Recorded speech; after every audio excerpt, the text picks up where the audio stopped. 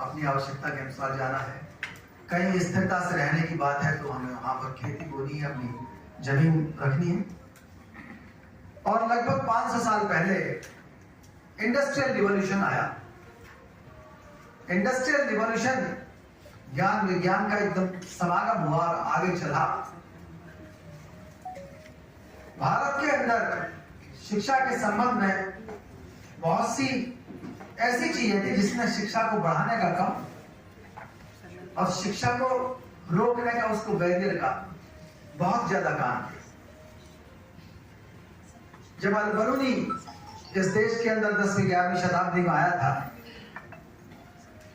अल-बरूनी ने नोटिस किया कि यहाँ के लोग ये समझते हैं कि उनके जैसा ज्ञान कहीं नहीं,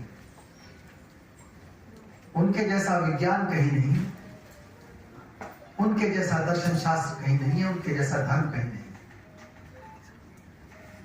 इसको सोशियोलॉजी एथनोसेंट्रिज्म बोलती है। हिंदी का वर्ड एग्जैक्ट नहीं पता मुझे, निशंसवादता क्या होता है? Ethnocentrism. This approach means that whatever we have, we are the best and others should imitate us, they should follow us, and we are dominant, we know everything, there is no need to learn or to unlearn, there is no room for improvement. तो अल-बरूनी ने लिखा कि अगर ये अहंकार, ये अहम खत्म हो जाए तो निश्चित रूप से दिमाग तो है ही, लेकिन यहाँ के लोगों ने पूरी व्यवस्था कर ली थी कि कहीं कोई समाज पढ़ लिख ना जाए।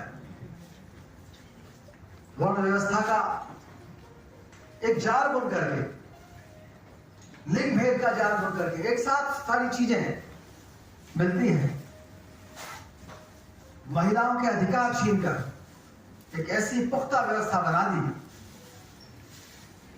कि जिसमें शिक्षा का विकास अगर हो भी गया है तो वो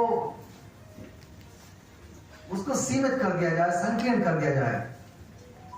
परिभाषाएं बदल दी शिक्षा की, संस्कार की परिभाषा बदल दी, सभ्यता की परिभाषा बदल दी, सारी चीजें। और अगर कहीं आप सीखने चले गए बाहर, हिंदू कुछ के पार अगर सीखने चले गए तो उसका उन्होंने एक इलाज ढूंढा। दे इनोवेटेड मिलेज कंसेप्ट। उन्हें पूरा डर था कि अगर कहीं बाहर कोई चला गया तो कहीं ये ना सोच ले कि यहां तो महिलाओं की स्थिति ऐसी खराब नहीं है जितनी हमारे समाज में और हमारे देश में है। और कहीं महिला घूम आई तो अपना हिस्सा मांगने लगी। तो एक सजा मुकर्रर की गई कि नहीं, तुम्हारा शुद्धिकरण होगा अगर तुम मिलेच्छ हो गए। बाहर से अंदर कोई नहीं आएगा और अंदर से बाहर कोई नहीं जाएगा, वापस आएगा तो उसका शुद्धिकरण होगा। और शुद्धिकरण की प्रक्रिया लंबी है, उसको निश्चित रूप से डिस्करेज किया गया। मूवमेंट, भ्रमण जो है वो पहला साधन है ज्ञान का। When you interact, you learn or unlearn something. You become more liberal. You become more interactive. वो उन्होंने पूरी तरह से बैरियर लगा के खत्म कर दिया। और उसकी वजह यही हुई कि ज्ञान विज्ञान का प्रसार नहीं हुआ। ना हम अच्छे शिक्षक पैदा कर सके, ना हम वैज्ञानिक पैदा कर सके, ना ही अच्छे दार्शनिक पैदा कर सके। हाँ, वर्ण व्यवस्था, लिंग भेद, जाति भेद, गरीबी सब ज्यों की त्यों बनी रही। बिल्कुल उस पर कोई खतरा नहीं बन रहा। बद से बदतर होती चली गई। डच आए, मुगल्स आए, पोर्तुगीज आए, फ्रेंच आए, ब्रिटिश आकर के काफी लंबे समय शासन किया। और कमाल की बात यह है कि उन्होंने हमारे ऊपर ज्यादा दया की। जो हमारे समाज में पैदा हुए यहीं के रहने वाले थे, कुछ कहीं से भी पहले आए हों, पहले बहुत से इन्वेजन हुए, देश की सीमाएं घटी भी, कभी बढ़ी भी। हो सकता है जो देश के अंदर आया वो विदेश माना जाता रहा किसी जमाने में। तो ये स्थिति पैदा हुई अंग्रेजों के समय में।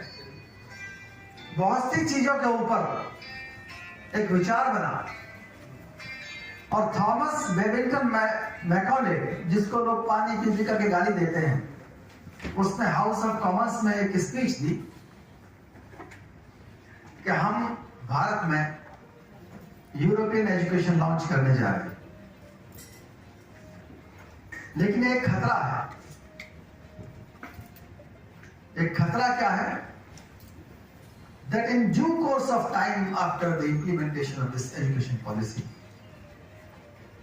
the Indians would demand local self-government, Supreme Court,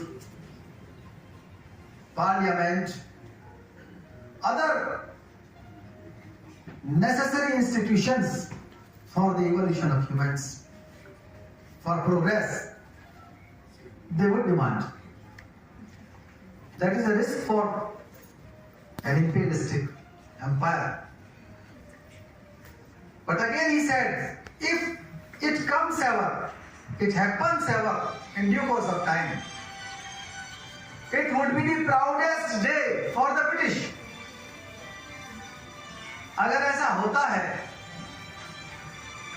तो ये हमारे देश के लिए, अंग्रेजों के लिए एक बहुत गौरव की बात होगी कि यहाँ के लोग ये मांगे। They made our soil fertile for political literacy, for humanity, for human rights.